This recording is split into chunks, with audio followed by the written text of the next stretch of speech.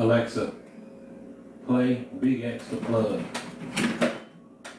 Sure. Shuffling Big X the Plug and Similar Artists on Amazon Music.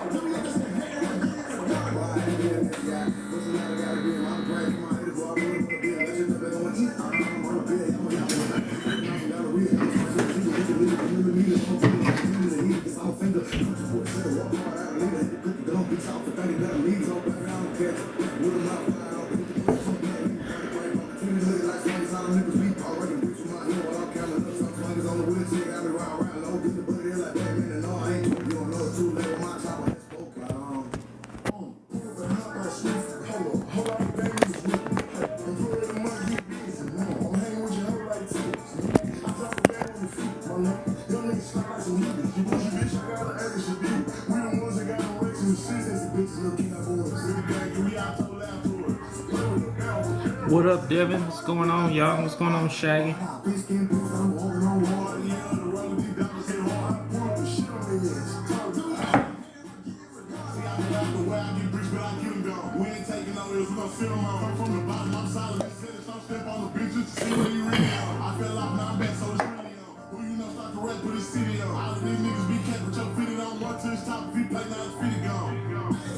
What up, Crusher? What's up? What's up?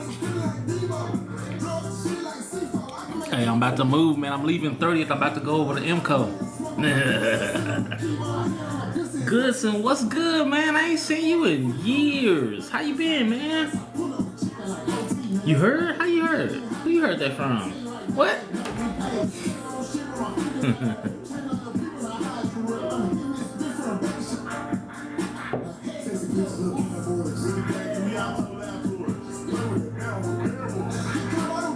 Just want to do a quick little live, maybe 15, 20 minutes. Gotta go hop in the pickup line, go pick my daughter up in just a little bit.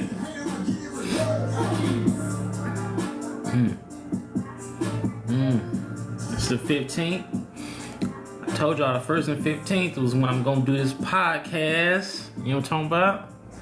I guess podcast is just people talking randomly to microphones and cameras and hoping that other people agree or ask questions to have them expound or whatever the case may be. So this is my podcast. Boom. It's done. Well, the funny thing is, that's not even the full book. That's just a portion of the book. That's a workbook that goes along with the book that I'm actually working on. But man, yeah. Hey. I'm getting ready for this retirement, y'all. Say, check me out. Can't wait to show y'all what I've been working on. Even that little old bad boy right there.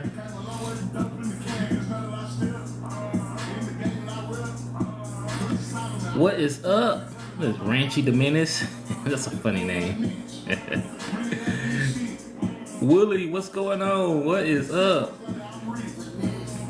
Hold on, let me do a little tap. Give me a little tap. Watch the screen shake on me. Boom, boom, boom, boom, boom, boom, boom. That's what it sounds like when I'm tapping that bad boy. Hey.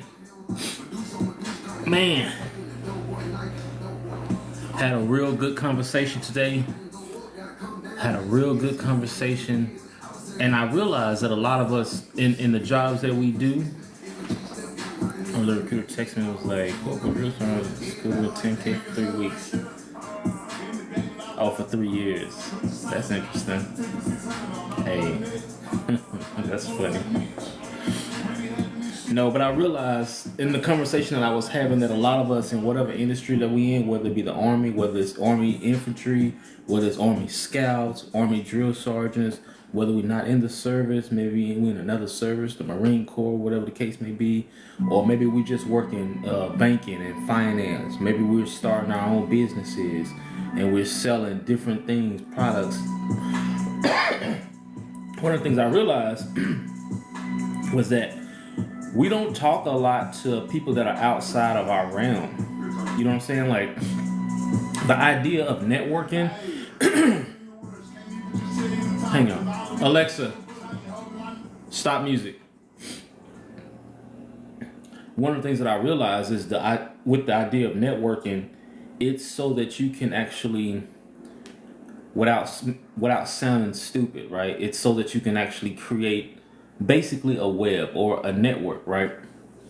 Now, if you think about, if you've been stationed at Fort Moore or Fort Benning, right, and you ever done any of the land navigation courses that are out here, you know that there are these big ass banana spiders that create these humongous intricate webs. And if you've had to walk through those woods, you've had them webs networked across your face several times, if I could be straightforward and honest, right?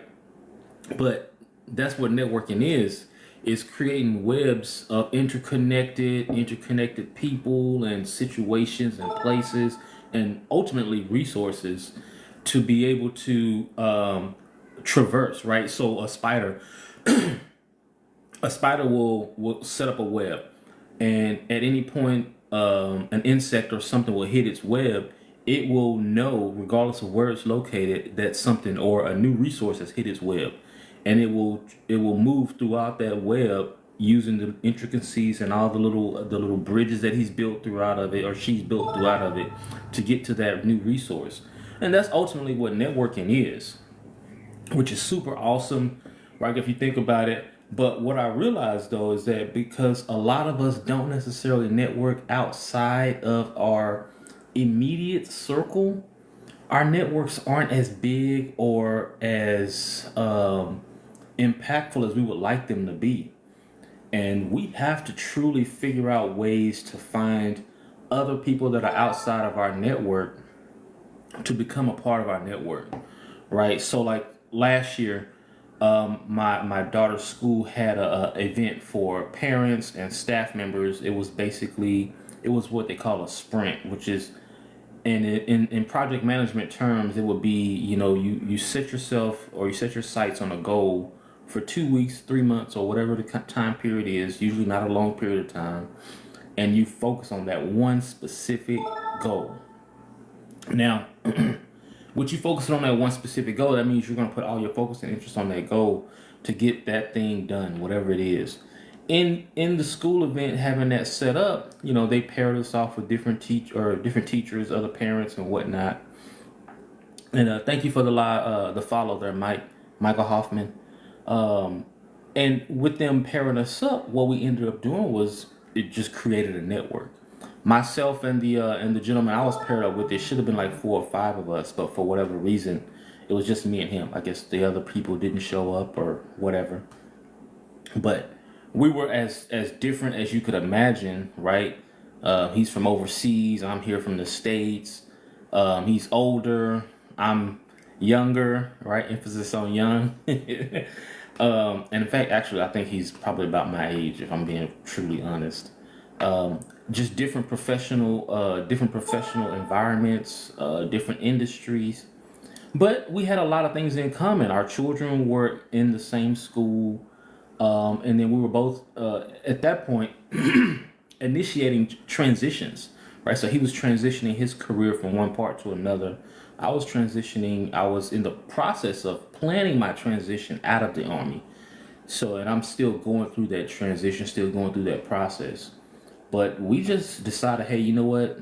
Let's keep meeting. Let's keep talking. Let's keep, whatever it is that we're doing. Like, we wasn't actually like planning anything. We wasn't working together or anything like that. It was just a mutual respect, mutual conversation. and it was a random like, hey, let's meet up at this coffee shop. Panera is actually where it is. We'll meet up there like once a week, once every 2 weeks, something like that, and just shoot the breeze about different things, different business ideas, different thoughts, different things that's going on in the news and whatnot. And like even today, like we haven't met since earlier this year, but we just had a meeting today, and it was super impactful. It was great to catch up with him, see how his family's doing, and all his kids and whatnot. And then he was talking to me about, because I was excited to share with him my new book, Your Drill Sergeant's Framework to Project Manage Your Business. You can catch that on TikTok Shop as well. But I was talking to him about it. He was saying like, hey, you know what you could do? You could actually put that in audio version and then distribute it through, Spotify, YouTube, blah, blah, blah. Which it didn't even dawn on me. Because if you follow any of my other socials or even just on this social, I used to, well, I don't say used to, I still have all the software and stuff to do it. But as a hobby, I was making beats during the pandemic, and then while I was in Germany, I just used to make beats. It was just something I did. It would help me do my writing and whatnot. So I thought it was pretty cool. So I opened up a DistroKid account, and I got some beats out there on. You can look me up, Rolling Gold. Look me up on Spotify. Oh, thanks, Fairy Oil. I'm not for sure, but thank you, Fairy Oil Angel. You're the best.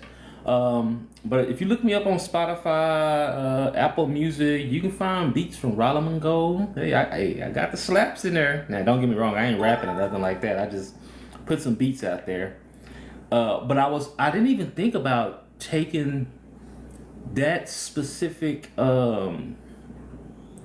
distribution method, music distribution method, and using that to actually distribute an audiobook version of this book that I have. So this book that I was just showing up is actually a workbook. It's about 20 pages long, and it's a part of a larger book, and that larger book is within the larger book, I should say, it's only about 10 pages. So it's not a big portion of the book, this workbook itself, but the larger book, it's not done.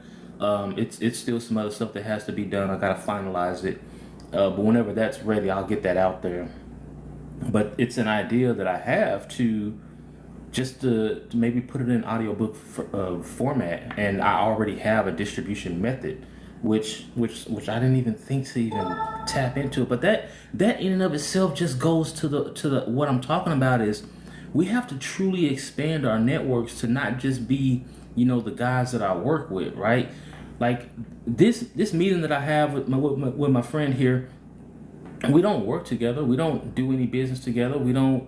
We've invited him over to the house once or twice before, but not too often. We don't hang out like that. But we just exchange ideas, and that in and of itself is so invaluable, guys, girls. Like that's something that you gotta look into, is figure out a way to. And this was through my daughter's school, so it wasn't like it was a planned. Because I'm in the Georgia area, so Atlanta's the largest city nearby, and I'll see on Instagram or somewhere where, networking event of the year and blah blah blah, and it's like, yeah, but is it really networking, or is it just like a cool guy event to show up to or something? I don't know. This one wasn't a dubbed networking event. It was just something to improve myself. And something I could actually probably use as a tool to help me get ready for my transition and blah, blah, blah. And it turned into like, oh yeah, this is a great person to know, blah, blah, blah, shoot the breeze, this and that, and just things of that nature. So the idea is to simply look for different ways that you can not only network, but just expand your consciousness, because this is a person and a family that I'm now conscious of, right? That I have in my consciousness that I could say, oh yeah, this family here, they're, whoever, whatever. So just definitely one of those things to look into of how you want to grow yourself, grow your business, grow your life. Stephen Covey has a book, The 7 Habits of Highly Successful People. I think it's highly effective people. I think is what it's called. And he talks about this thing, and it always sticks in my mind. It's a lot of stuff. That's a great book. If you've never read it, get it. If you don't have the money to get it, go to YouTube and look at the. They have the summary versions of it. You can probably find somebody reading it. Whatever the case, it's available. You should get that book. Check it out as much as you can. But he talks about the circle of influence and the circle of concern. And I would challenge each of you that are on here today, before I get off of here, I would challenge each of you today to question your circle of influence and question your circle of concern. And what do I mean by those two things? It's almost exactly like it sounds, but let me break it down, right? So my circle of influence, right? I am a former drill sergeant, not a drill sergeant anymore. My time ended earlier this year. Super glad about that. But if I had to put my hat on for some odd reason, which I still have, I would be able to influence whatever private is on Sand Hill, right? I would be able to go and tell that private, hey, private, tuck your shirt in, or whatever the case may be, right? So as a non-commissioned officer in the Army, I have what we call that command authority to be able to do that to anybody. It's called on-the-spot corrections, right? But that's a very the edge, right, of my circle. Make a circle that way. That's the very edge of my circle of influence, because those are people that I don't work with, I don't live with, nothing like that. But then you talking about the core of my circle of influence. It's gonna be my daughter, right, my son, my wife, and I only have a circle of influence over my wife to a certain degree, because she still has her own mind of things of what she's gonna do. Maybe some of my extended family, my brothers, my other family members, to a certain degree only. Right, so I have an influence over these people, and this is a part of my circle of influence. Beyond that, I don't have much influence over anybody else, right? I'm not a politician that's in charge of, the city of Columbus, or I'm not some senator that's in charge of the southeastern part of Georgia. I don't have that type of influence. However, I could be concerned with those things, right? Maybe I am concerned with the southeastern side of Georgia. Maybe I am concerned with the city of Columbus. Maybe I'm concerned about, all the soldiers that are working over here on Sand Hill and Fort Moore, Georgia. Maybe I'm concerned about all those things. What Stephen Covey, he talks about in his book is we need to truly look at two different pieces of algebra. Account restricted due to not bouncing them cheeks. That's funny. So he says to go ahead and either expand your circle of influence to the point that it is larger than your circle of concern, or it equals your circle of concern, or we need to decrease the size of our circle of concern until it is equal or just about the same size as our circle of influence. Why should we do those things?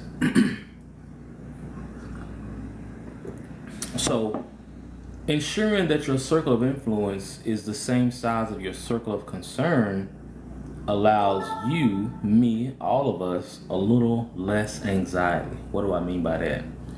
I am not concerned, and this may sound bad, but ultimately, I don't give a lot of brain power to the war in Ukraine, right?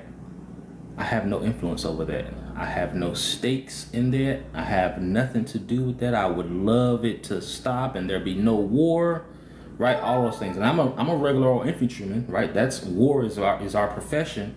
But if you've ever been deployed, any war zone, you know that you don't want any more war. I don't care how much of your job it is, how much you love it, because you lose friends and all this other stuff. So you don't want war ultimately. Right, if you have a conscience, and not to say anything against anybody that does want it, some people do and whatnot, but me personally, my personal opinion, I'm not concerned about those things because I have no influence over those things. And why would I stress my mind? Why would I give all the extra megabytes of RAM in my brain to solving something I have no influence over? You understand what I'm saying? Or say my neighbor is going on a vacation.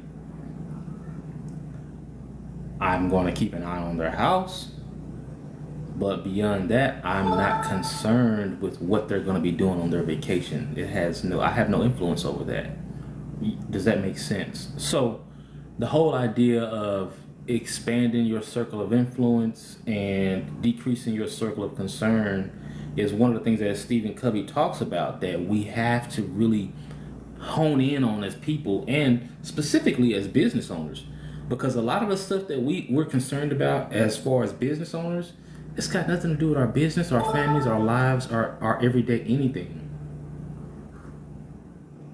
So why do we give ourselves so much, why do we give so many other people so much vitriol for things that have nothing to do with us as people, as businesses, as families, right?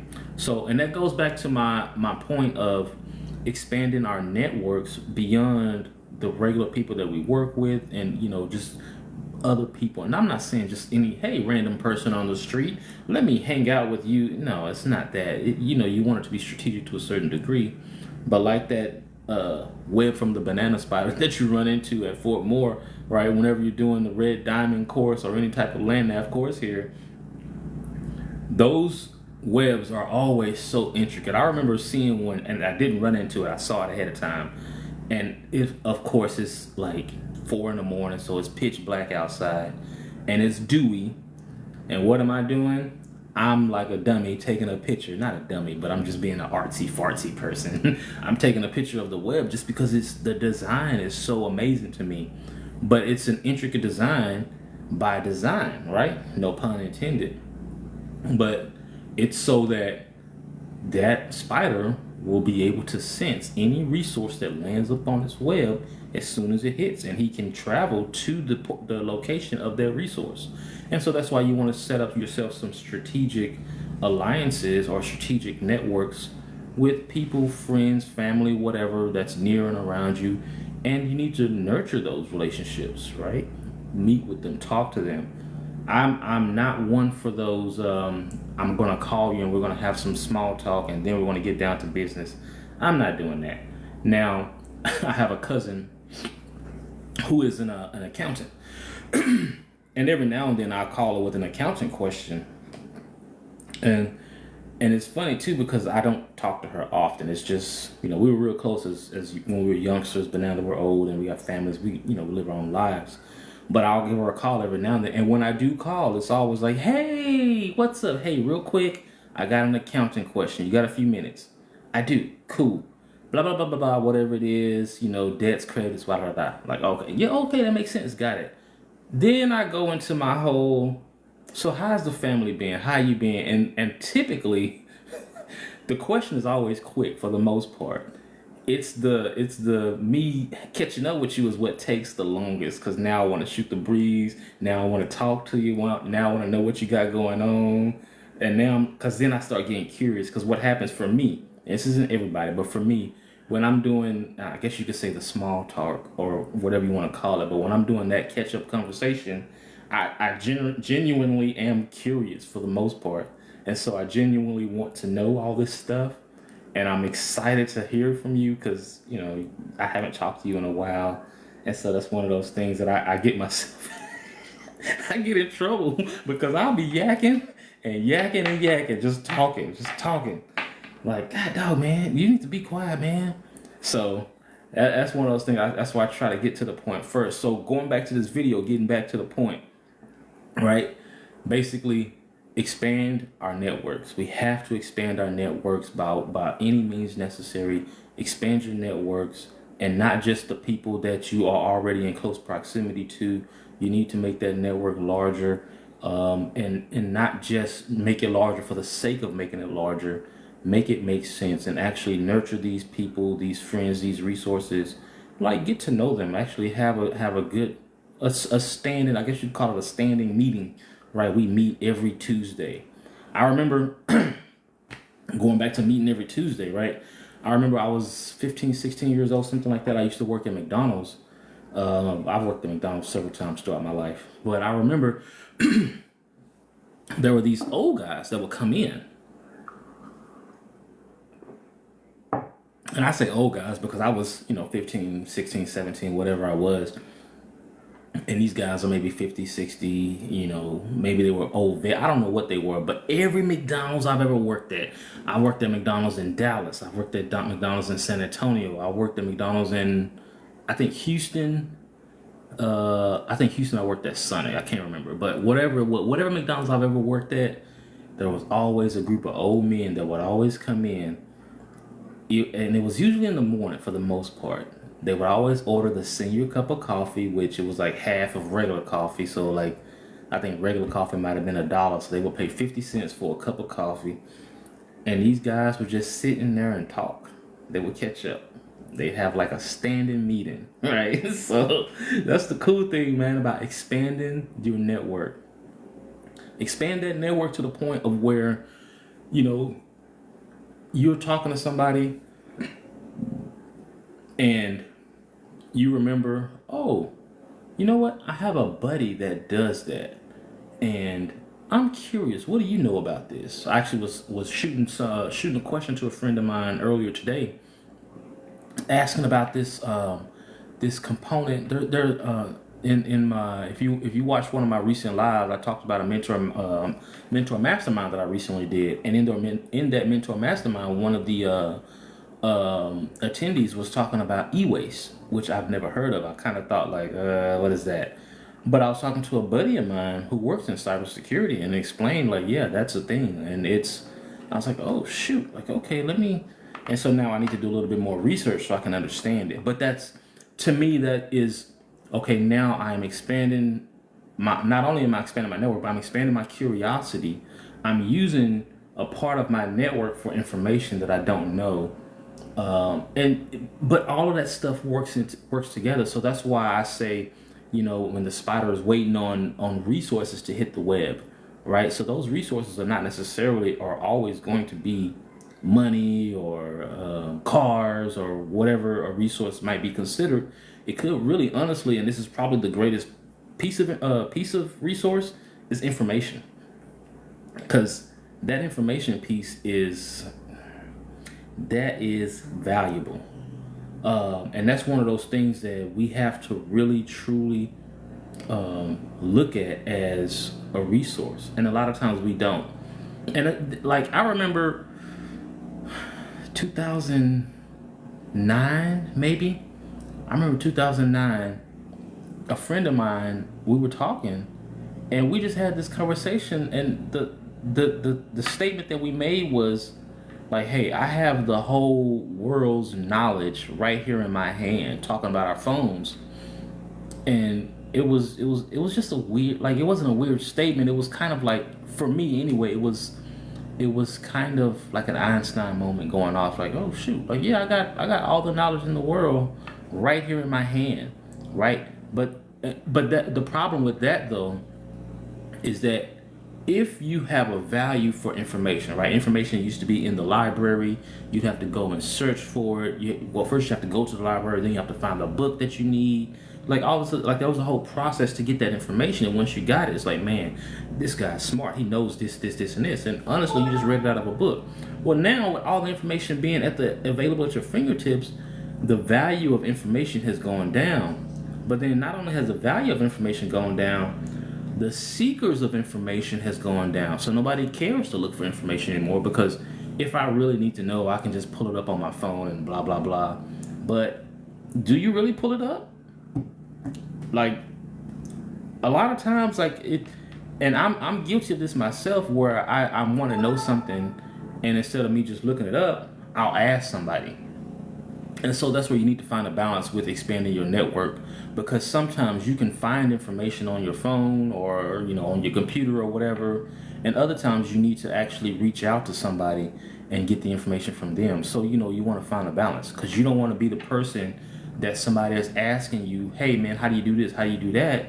And yeah, it might be something that you're privy to in your industry. However, it may be something that can easily be found with a quick Google search, right?